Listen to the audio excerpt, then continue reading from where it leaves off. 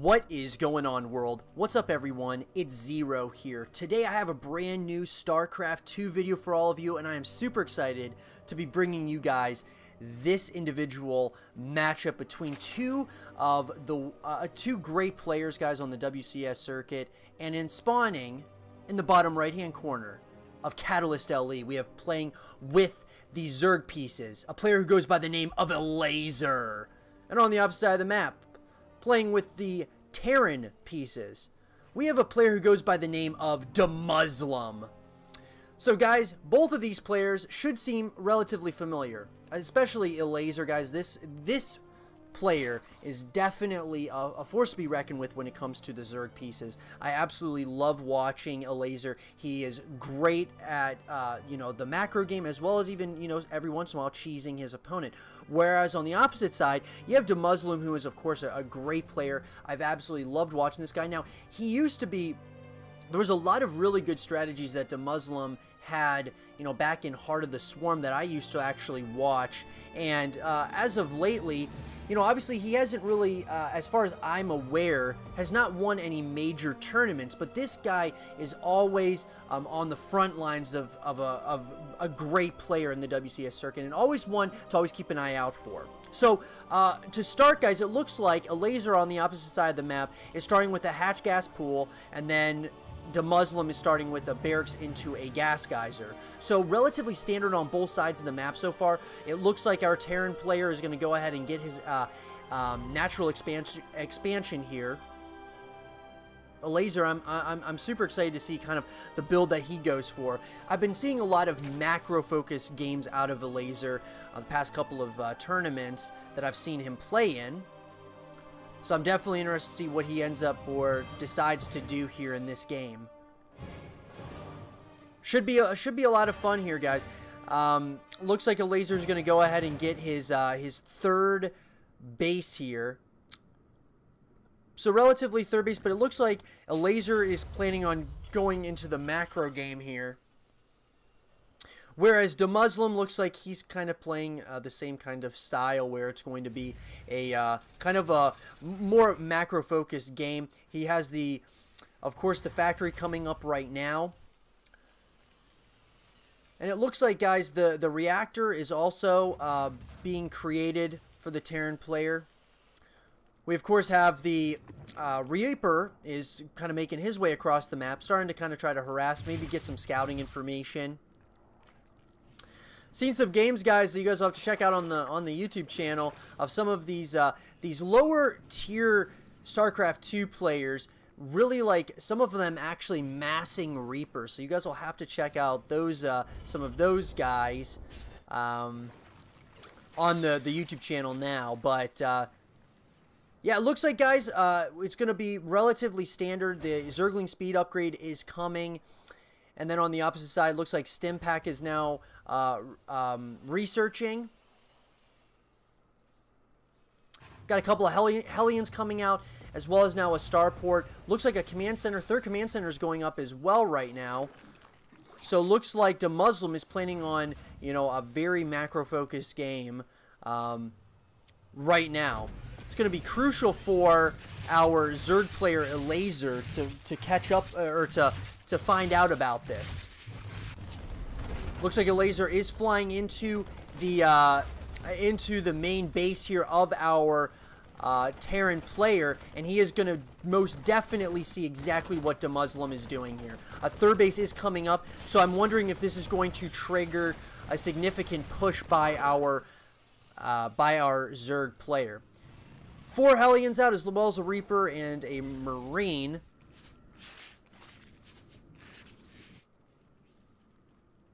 Ten Zerglings now on the production tab for our Zerg player. So I'm assuming he's probably going to try to get a little bit aggressive, guys. He's probably going to try and do what he can to maybe take out this third base, or at least make sure that it really doesn't get started with mining. Double evolution chambers are up, so it looks like Elazer's going to be going for his +1/+1 upgrades here very, very shortly. He starts those +1/+1 right now. So yeah, guys, it looks like at this very point, it seems like we are really setting up for a macro-focused game here, and I like it. I'm excited to see what these two players decide to do here. The Zerg players, been noticing a lot more of these Zerg players playing heavy queen with a lot of queens. Not only are the queens amazing for diffusing, structures as well as, units, but also just really helpful on defense, playing, when it comes to playing defensively. And I think that's super important for a Zerg player, and I've been doing it more myself. Let me know what you guys think about, using a lot of queens, whether it's for steady defense or just using your or just using queens as far as diffusing and using them as even a part of offense. I've seen the queens actually used on offense, even though they do move extremely slowly. That is something that's quite going to be interesting moving forward as StarCraft 2 continues to progress here. So it looks like currently 2 of our medevacs are coming out now for the Terran player. It looks like he's probably going to start dropping off here relatively soon. He might be going for some drop harass, as well as 2 more barracks are now coming up for our Terran player. Really excited here to see what the plan is. Both these players are playing, giving each other a lot of mutual respect, which I'm very surprised about. But now with the 4th base coming up for Elazer, I am assuming that the Terran player is going to need to find out about this relatively soon. They're going to try. These Zerglings are coming in here to the 3rd base location. They're going to try to get a couple of these tanks for their troubles, but they get one and end up damaging the 2nd. But now that that siege tank is getting repaired, we have a drop here of all of these of some Marines. Gonna try to do a little bit of some harassment, but really just try to clean up some of these creep tumors. And this is what we've been seeing quite a bit from Terran players. A lot of drop play. I've been seeing this quite a bit, guys. Gonna try to get a couple of free kills on some of these Zerglings. +2/+2 is coming up, as well as +2/+2 for the Terran player.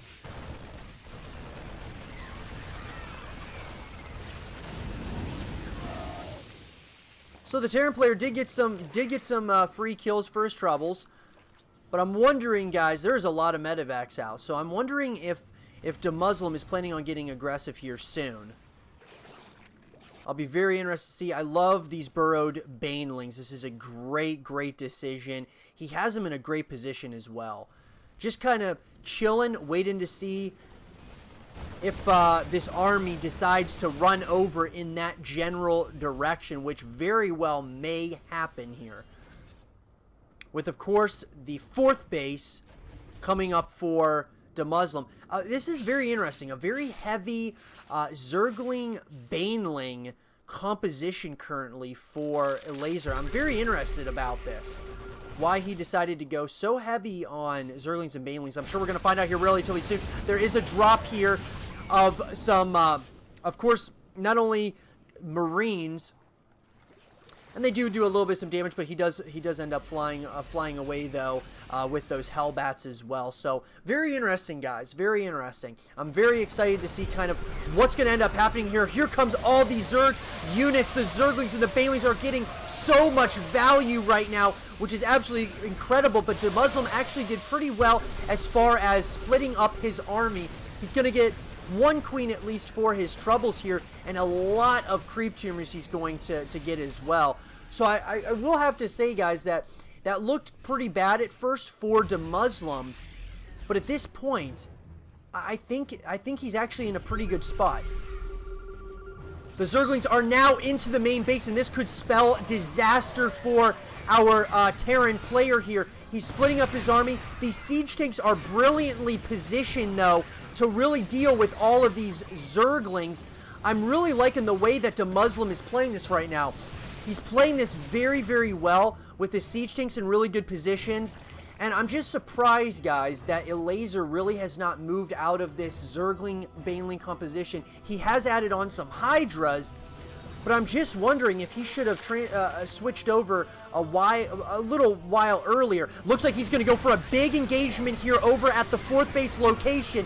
I wonder if there's just a little bit too much Zerg for this Terran player to really handle here. They're doing so much damage to the planetary fortress, and that's really all that it looks like Elazer was trying to do, was at least take down that planetary fortress, and he did just that. Not really overextending his welcome, but at the same time, our Terran player is still really, at this point, ahead in supply counts. But at this point, the supply is definitely going to go in favor of the Terran player. Now, luckily for DeMusliM, he was already building what was going to be his 5th command center, and now it just ended up being his 4th. Now, there is still a burrowed Baneling over here. Banelings are coming in, and this is definitely slowing down our Terran player. This is absolutely, could be absolutely huge if these Zerglings end up being able to get into that 3rd base location. It does not look like that's going to be the case here, at least at this point. There is another planetary fortress that's coming up on the 4th base location currently. The creep spread is starting to get out of hand, though. There is a lot of creep spread all the way up near this 3rd base location. A lot of just moves here with all these Zerglings. These Zerglings are trying to get into one of these bases, get some, easy kills, and they're going to pick up a free queen for their troubles here. That is the Terran. And it looks like now we are starting to move into the late game of Zerg. And it looks like he's going to go ahead and he's going heavy into, of course, the Ultralisks. He's getting an Ultralisk, almost every minute right now, which is definitely probably a good decision for the Zerg player at this point in the game. But there is a lot of these, a lot of this Terran army here. Lots of Banelings, though, too. I would not want to engage this Zerg army on creep, though. That is for sure. Basically, those Zerglings were just kind of sacrificed. Trying to get some kills there. It's going to be very, very difficult. And at the same time, this Zergling run-bys are really giving Elazer so much value at this point. They're getting so many, not only SCV kills, but they're just really leaving this Terran army, or forcing the Terran army here at home. And I really like that a lot. I like the decision with all these Zerglings. I just don't know if I like the Zerglings as a huge part of the main composition. The Banelings as well as all these Hydras. I just don't know if that's going to really magnify to something big, especially with more and more of these Marines, Marauders, and Siege Tanks. Got, one Liberator as well. I'm just kind of wondering, guys. I'm wondering how this is going to end up here, because the Terran is almost fully maxed out, and so is the Zerg. But I think these guys are going to have to, at some point or another, are going to have to clash, and it looks like it's going to happen right about now, guys. The Zerg is not ready to take this engagement, and it looks like the Terran player is starting to move heavily on the creep. Stimpak has reached, and those Banelings just did incredible amounts of damage, and at the same time, really good splits by DeMusliM. But I think, guys, the Zerg player has some way, somehow, been able to kind of overcome this army. I would not engage that planetary fortress, though. And with that being said, DeMusliM now is behind in the supply count. So, smartly enough, Elazer decides to go back home. Probably re-up on his forces here, and from there, guys, we'll have to see what he decides to do. So it looks like a lot of Liberators are going to be coming out now. I like the Liberator switch a lot, because there's not a lot of Hydras here for the Zerg player. This is mainly a ground-based army. These Zerglings are really getting, there is so much value that's coming out of these Zerglings, though. These Zerglings are just giving so much value. The door is just wide open here. And at the same time, there's a second army that's moving into the planetary fortress. These Zergling run-bys are doing some damage, but maybe not quite enough the Zerg army did decide to go after that planetary fortress once again, and these Zerglings are just doing such damage to the supply of our Terran player, just getting so much value out of these Zergling run-bys. I've really liked that, and I truly think that's what has kept Elazer in the game, and at this point in the lead right now is those Zergling run-bys. They are doing so much damage, really disrupting the supply for our Terran player. And I mean, Elazer's just probably going to keep on running units into the main and the natural bases. I mean, why wouldn't he at this point? It's working. He has not built another supply or a supply depot there. So I'm not sure, guys, what the thinking is there. But at the same time, here we go. A planetary fortress just gets constructed right here at the just right outside of the natural expansion.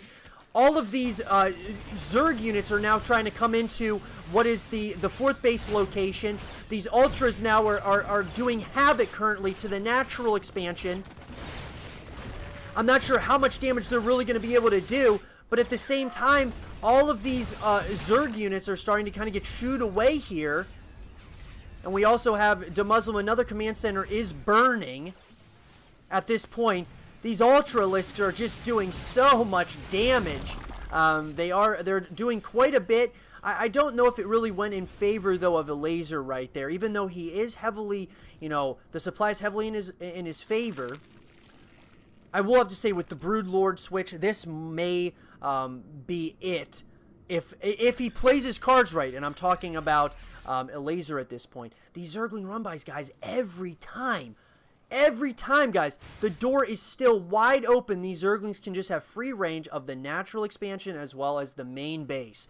And sure, they're not as, you know, they're not, the mineral patches are starting to kind of slowly go down over there, but still, just so much value out of these Zergling run-bys. It's unbelievable. He's going to move directly once again into the Terran's natural expansion here. These Zerglings are doing so much damage, getting so many kills on the SCVs. It looks like the Broodlords are now trying to move into what is the fourth base location here. These Broodlords and these Broodlings are gonna give so much value to the Zerg player here. And at this point, guys, I'm thinking that the Zerg player is going to fully engage here into the planetary fortress and try to end this game right here and right now and take out this planetary fortress, which would be the third planetary fortress. I just don't think that there is enough Terran units at this point to hold on, guys. There are so many Broodlords at this point, and it looks like DeMusliM is trying as hard as he can to stay in this game. More and more Broodlords are now going to be coming, and Zerglings, as well as more Broodlords, and all of the +3 upgrades are coming. 24 Zerglings are on the production tab right now. And as DeMusliM is trying so hard right now to hold on to this planetary fortress because he knows it's his lifeline, this engagement is going so much longer than I thought it was going to. But at the same time, DeMusliM is just doing as much as he can right now to win this game, or at least just to hold on. And finally, Elazer picks up the victory after an intense matchup of ZVT. I hope all of you guys enjoyed this game between DeMusliM and Elazer. And if you guys did, leave a thumbs up, subscribe if you're new, stay positive, and as always, I will see you guys all in the next one. Peace.